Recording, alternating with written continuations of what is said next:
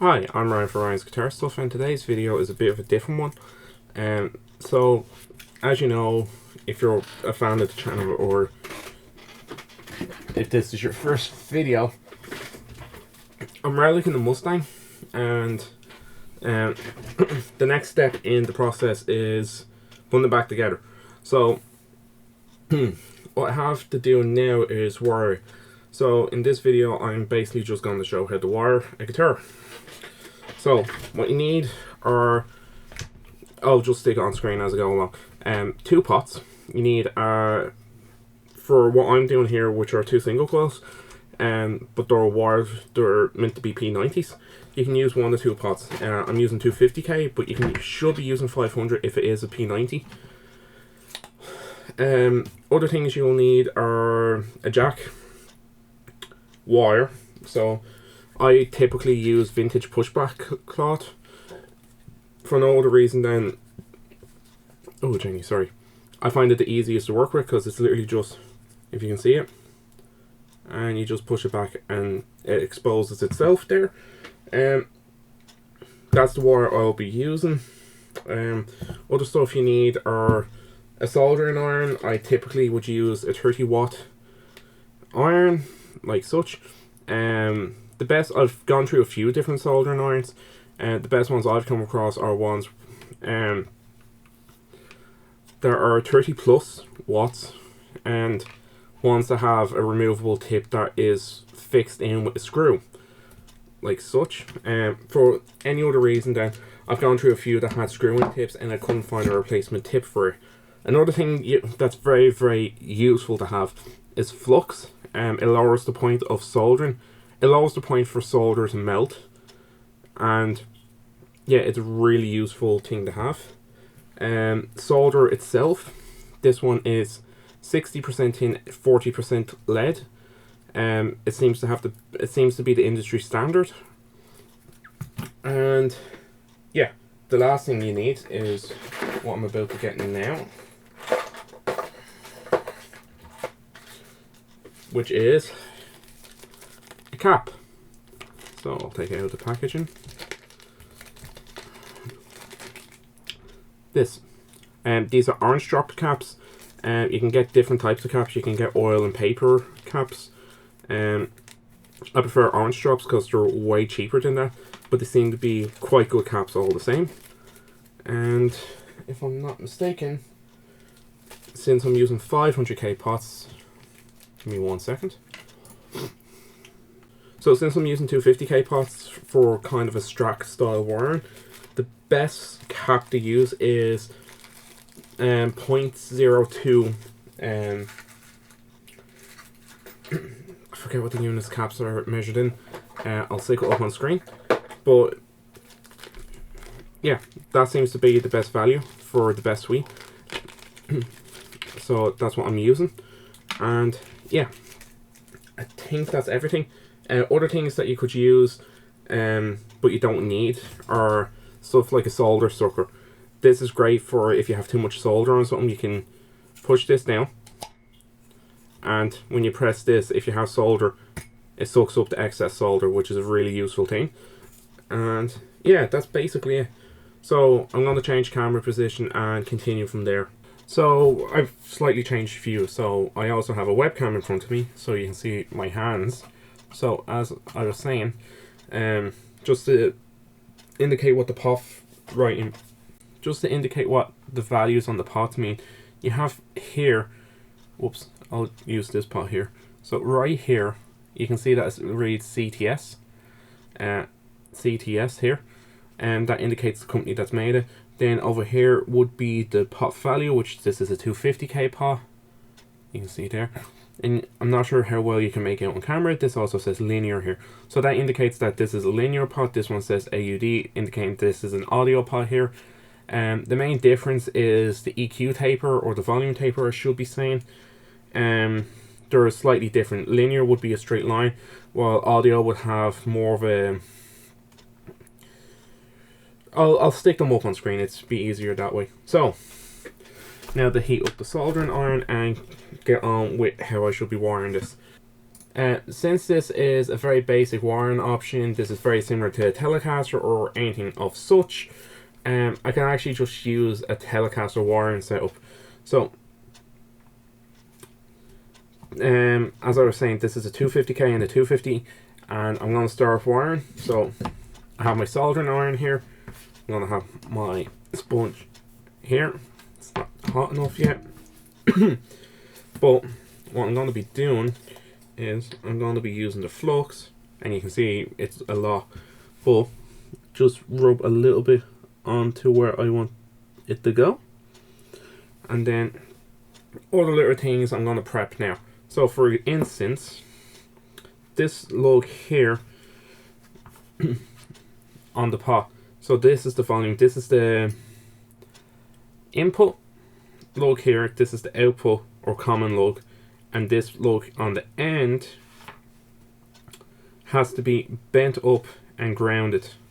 Now, there's a few other things you can use. I like using personally, if I can find my snips, a little bit of these legs because they're quite long. So I cut a bit off and then stick that through like that. Now, saying that I'm going to use the whole length of that is a bit stupid, but it's better to get a constant ground that way. So that's what I do. And then I'm also going to put flux on anything that has to be grounded or contacted. So get that out of the way. Put a little bit here, a little bit on the lug itself, and all the lugs on the volume pot will be soldered in some shape or form. But only 2 of the lugs on the tone pot get soldered. The third one doesn't, because you don't really need it. Because the idea with the volume pot is you're sending your signal to ground, whereas on the tone pot you're sending a secondary signal to ground through a capacitor, so you don't need the ground to third lug. So that's all then done. That's my flux done with. How's the soldering iron? Did I switch that on? Yes, I did. Okay. It's also good to put a bit of flux on your soldering iron.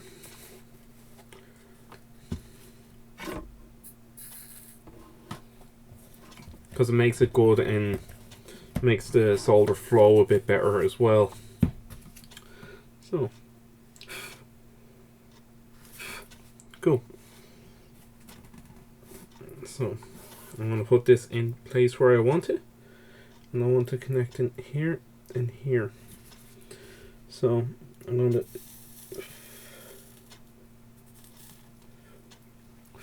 let's go solder joint there.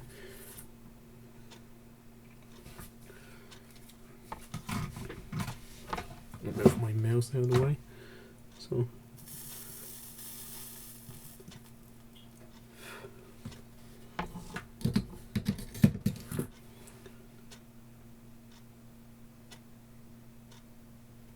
and you can see there, whoops, wrong camera, that they are 2 good solder joints, very shiny, very reflective. And that's the basics of soldering, really. I'll continue on with this. Next thing I'll do is probably the cap. So yeah, we'll get on with it.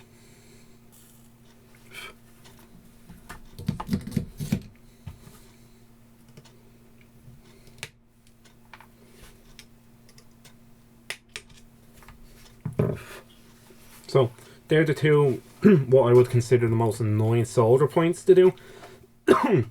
There's a few others that would be equally as annoying for me personally, but they are some of the most awkward ones to do personally, because I find it very hard to get the pot hot enough so that the solder will flow onto it. The flux makes that so much easier, as I said, and yeah, as you can see, that's very quick soldering on that part, and very good solder joints. As you can see, they're very shiny, they're not dull. That's the indicator of a good solder joint. So what's next to do would be the bridge this lug here with this one here, indicating that this is going to send the signal that also comes into it also to the ground here through the capacitor, which would darken your tone. So I'll do that one now. I'm going to use this. Might as well, because I have it lying about, so I might as well use it. I'm going to be using this though, just to feed it through.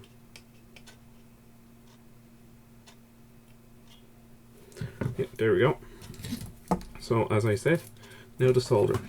I'm going to clean off the tip a bit. So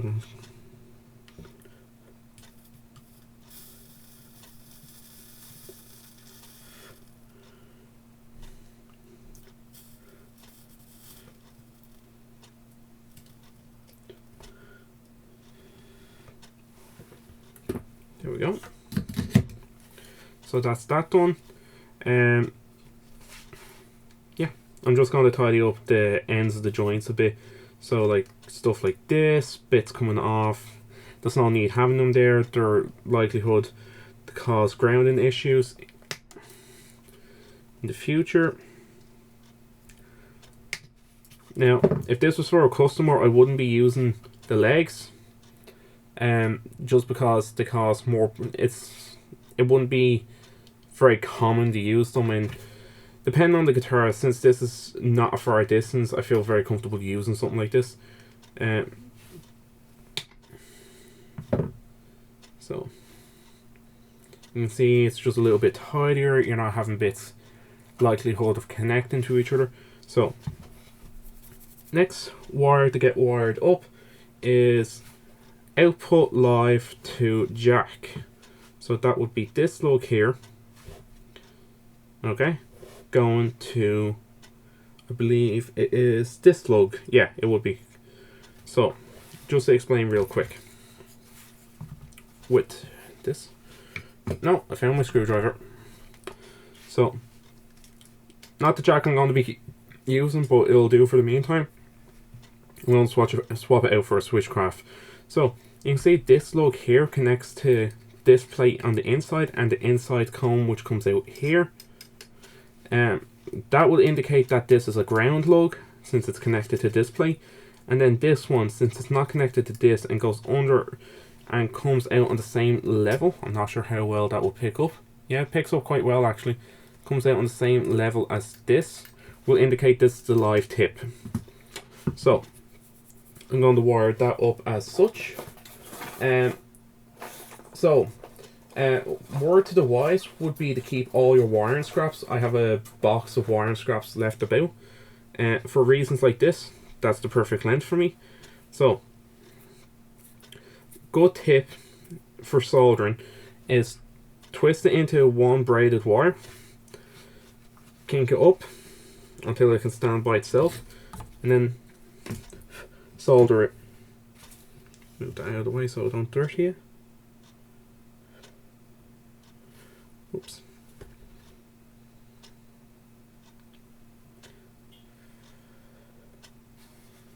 Yep. So what that allows you to do is it'll make a better joint in the end, because then there's no cold solder on the end wire. So next thing to do is to put that in here. As you can see, put that in here, and then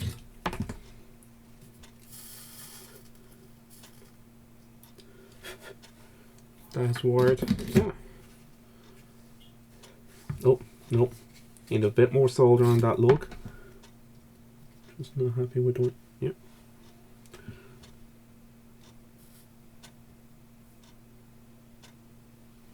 Yep, that's better there. Now, what I love about vintage pushback cloth, and you can see here, that you can just push it back and hide as much as the wire you need. So that comes around, and I usually like wrapping it under the pots, keeps it out of the way.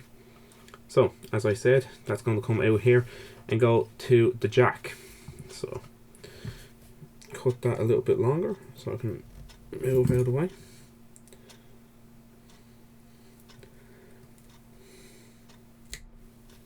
There we go. Really bad snips. I need to get a new one, to be fair. And there we go. So now, to be honest, you should be doing this in a well ventilated area. I'm going to kick on my fan and point it away from the camera, obviously.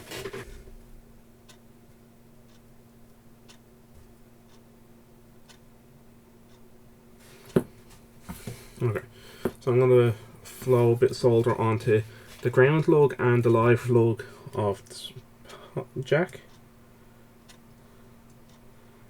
Cool, that's contacted there. And same on this one.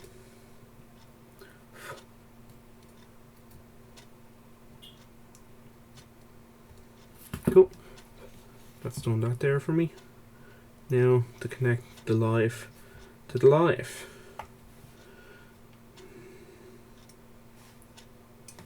Now, I'm going to also use my jacks, my snips here, not for snipping or anything, just as a pair of extra hands that I can actually grip this one.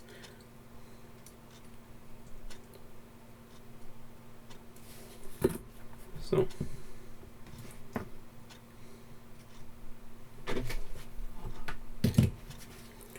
as you can see there, it's a very clean joint. Very shiny at the same time, which is what I like to see. So next thing to wire up is the common ground, connecting all the pots together. I believe I don't have to do this, but it's always good practice. The reason I wouldn't have to do that on this kind of guitar is because the pots should be grounded to each other via the control plate. So you can see that it says OL for overload because it's not grounded there. Put that a bit more in the shot. Now, these aren't connected other than the common lug here, and that's not going to ground, so let's turn them up to 10, and you see it zeroes out. So that proves that if I hit here and here, it also zeroes out, and there's no point soldering to the plate, so that proves that it is grounded. For practice, I like still grounding the pot, and that's just me being me. So let's ground the pots. I just use a bit of black wire, I do. So where's my spool of wire? Because I like color coordinating the wires. So black is ground and white is live. So what I am going to do is I'm going to ground here to roughly here, and then ground here to here. So yeah, I'll get on with it. Okay. Now, I will need a bit of flux because I haven't soldered this area. So, a bit of flux here. And as I said, the flux allows you to solder much easier. So I'm going to bend this over a bit and continue soldering my merry way.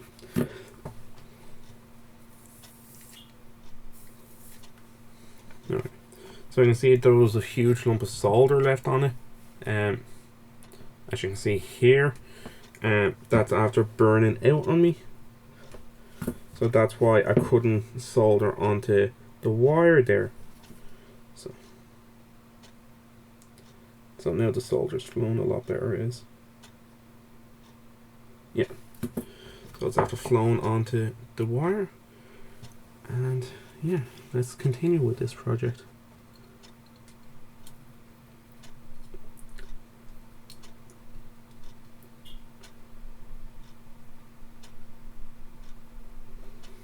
Perfect.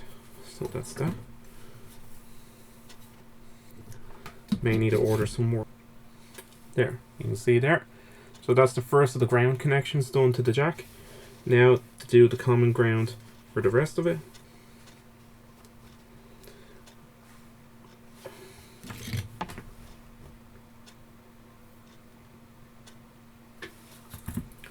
Okay.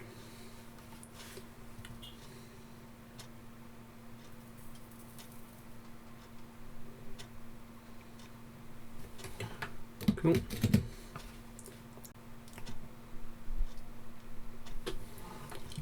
And there's the common ground done on that pot. So that's all of that done. That's all wired up and ready to go. So that's your basic wiring for like a volume and tone set up there. Now, as I've said, you don't really need this extra black wire going from this pot to this pot, since it's that metal plate.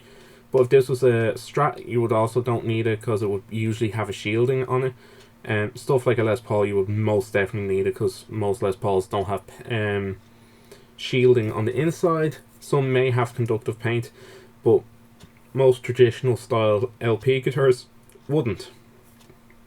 So that is that. And yeah, this has been a bit of a longer video. I'm not usually one for doing tutorials of this nature, because I'm not the best in the world of doing this, but I needed a video to do, and I needed to do this at the same time, so 2 birds, 1 stone. Now you can see that the solder joints are small, and that's usually a better thing, because you don't want big dollops of solder all over your plate, well, all over your parts really. And yeah, that's usually the best way to do it. So I forgot about a connection. That's the plate done. There's another connection to wire up, and I forgot about it. So let's do that real quick. You may be wondering where this connection is. It is this one. This one here goes to the bridge ground. So yeah, we'll do that now. I am going to give it as much slack as I can, so I'm going to leave it as it came stock. I might trim it up about that much just for tidiness reasons, but other than that, let's get into it. So just take the outside off the wires, just coating, I believe you would call it, or shielding, or rubber, or whatever. Just get it down. So you can also take this stuff off with your teeth. I don't like to, personally, so let's get on with this. So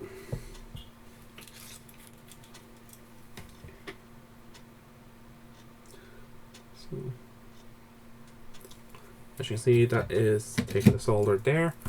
So bring in the plate. Let's throw it upside down in the cavity. Usually the best way to do it. I'd like to ground this here, I would, to be perfectly honest with you. And done. So that's that cavity grounded. And if I'm not mistaken,